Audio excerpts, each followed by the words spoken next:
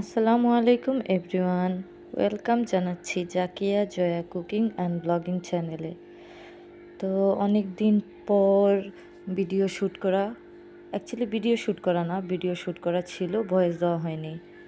তো আমি হঠাৎ করে পাস্তা রান্না করেছিলাম, তো সেই ভিডিও ক্লিপটা ফ্রাই প্যানে অল্প পরিমাণের তেল দিয়ে কিছু চিকেন ছিল, চিকেনগুলো ভেজে নিয়েছিলাম। তারপরে ডিম দিয়ে দিয়েছিলাম 2টা, ডিমগুলো একবারে ঝুরি ঝুরি করে নেব।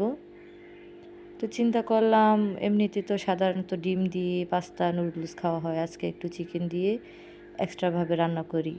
পাস্তাটা টেস্টি হয়েছিল খুব।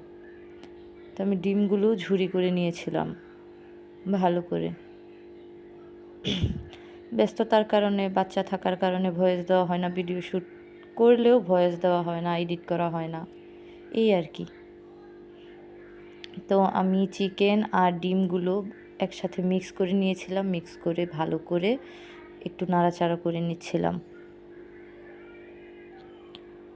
তারপর আমি কেটে রাখা পেঁয়াজ কুচি এবং কাঁচামরিচ কুচি দিয়ে ভালো করে এই মিক্সচারগুলো ভেজে নেব।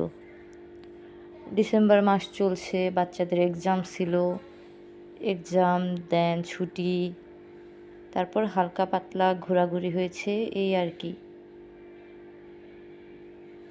এর ফাঁকে ভয়েস দেওয়াটা হয়নি। অনেকগুলো ভিডিও শ্যুট করা আছে, বাট ভয়েস দেওয়া হয়নি। যাই হোক, আবার রেসিপিতে ফিরে যাই। আমার মিক্সচার ভাজা শেষ, ডিম, পেঁয়াজ কুচি, মুরগির মাংসের কুচি, তারপর আমি সিদ্ধ করা পাস্তাগুলো দিয়ে দিব কড়াইতে।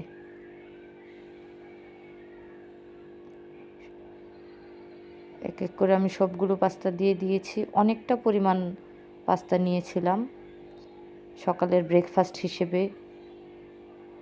সকালে খেয়েছিলাম আমরা 3জন, আর আমার ফ্রেন্ড একটা, ওর জন্য নিয়ে গেছিলাম। অনেকটা পরিমাণ পাস্তা রান্না হয়েছিল। তারপর আমি দিয়ে দিব ম্যাগি মশলা দিয়েছিলাম মেবি 3টা, যেহেতু অনেকটা পাস্তা ছিল। ইয়েস, আই গেস 3 ম্যাগি মশালা।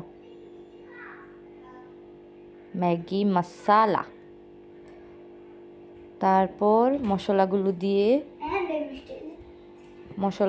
দিয়ে আমি ভালো করে নাড়াচাড়া করে নিয়েছিলাম। তো প্রায় আমার পাস্তা রান্না হয়ে গিয়েছিল। আমি আর একটু কুক করে নিয়েছিলাম ভালো করে। আমার মনে হয়েছিল তেল একটু কম ছিল, তো আর একটু তেল দিয়ে দিয়েছিলাম। এই আমার পাস্তা রান্না প্রায় হয়েই গিয়েছিল।